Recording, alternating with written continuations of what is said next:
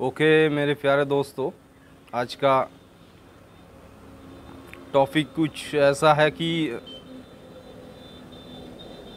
Ancient Indian history मतलब ऋग्वैदिक काल को हम कैसे पहचानें और ऋग्वैदिक काल से कैसे ब्राह्मण लेटर वैदिक काल मतलब कैसे सनातन धर्म से ब्राह्मण धर्म तक पहुंच गया। ऋग्वैदिक काल में ऐसा हुआ कि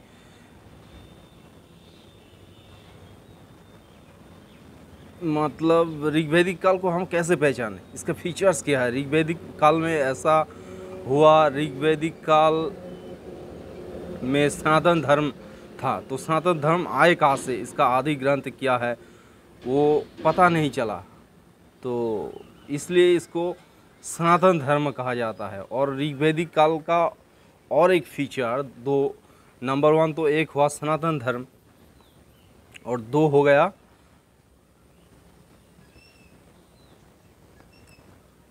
जो परिस्थिति परिवेश के अनुयायी तीन देवताएं, मतलब नंबर वन पे है इंद्र। इंद्र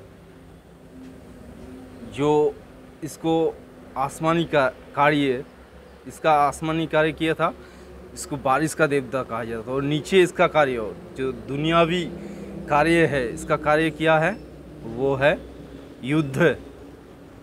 युद्ध में इसको बहुत ही वीरत्व थी, इसलिए इसको दुनिया के हिसाब से युद्ध का भी देवता कहा गया। और जैसे अग्नि, इसके बाद आती है अग्नि। अग्नि को हम अस्त्र भी मान सकते हैं, और अग्नि एक मीडिएटर की जैसा भी काम करता है, मतलब मैसेज एक जगह से दूसरा जगह पहुंचाता है। जैसे हवन आदि में, यज्ञ में आहुति देते हैं, तो ये उसमें लोग ये समझता है कि मैसेज, ये हमारा जो ये मैसेज है ये ईश्वर तक पहुंचेगा। और तीसरा जो देवता है वो है वरुण।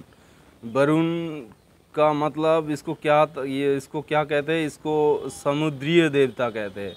समुद्रीय देवता मतलब ये हुआ, इसको ऋत भी कहते हैं।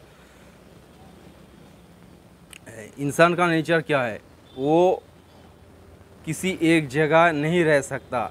किसी एक जगह नहीं रह सकता मतलब वो फैलेगा, मगर समुद्रीय देवता वरुण, उसका जो सीमाएं हैं वो उसी में कार्य करता है। मतलब इसका जो हिडन सीक्रेट है वो है मोरालिटी। मतलब ऋग्वैदिक काल में जो सोसाइटी चलता था वो कैसे चलता था, मोरालिटी की बेस पर।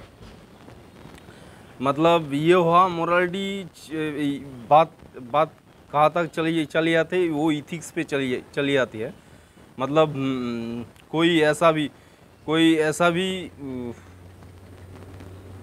मतलब क्या कहे उसको, किसी ने कार खरीदा तो उसका मर्जी है, 100 पे स्पीड 100 पे भी चला सकते हैं, 150 भी चला सकता है। इससे संभावना क्या पैदा होती है, एक्सीडेंट का संभावना पैदा होती है। और वो जो वरुण समुद्रीय देवता है, उसका मकसद ये था कि इथिक्स मोरालिटी बनी रहे। मतलब कार 100 पे और 150 पे चलाने से एक्सीडेंट हो सकता है,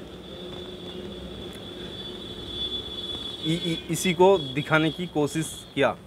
और तीसरा जो फीचर है वो है प्रेयर।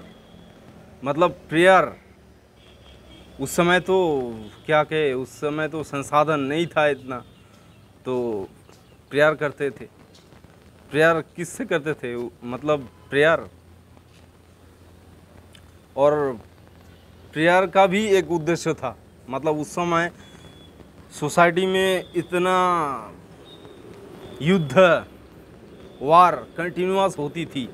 तो इसलिए क्या होता था कि प्रेयर का भी उद्देश्य होता था। प्रेयर का उद्देश्य क्या उस समय था? प्रेयर का उद्देश्य ये था कि prosperity, the purpose of the war is prosperity and ये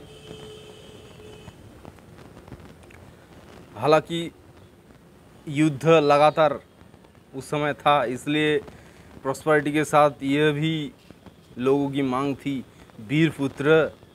ये थी the purpose of the prayer. तो इन चारों फीचरों से हम ऋग्वेदिक काल को थोड़ा जान पाएंगे। तो ऋग्वेदिक काल में इकोनॉमी किसके ऊपर बेस थी? सब्सटेंशियल जो इकोनॉमी, मतलब उस समय कुछ था नहीं इससे, जैसे इस्लाम जो है कहती है, मुरस्थली में जब इस्लाम का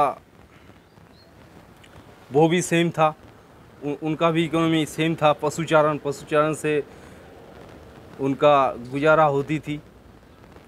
तो जब 100,000 BC में लोहे का आविष्कार हुआ, तब से हम कैसे लेटर वैदिक में पहुँचे वो बाद में डिस्कस करेंगे। तो थैंक यू। खुश रहिए, मस्त रहिए, व्यस्त रहिए।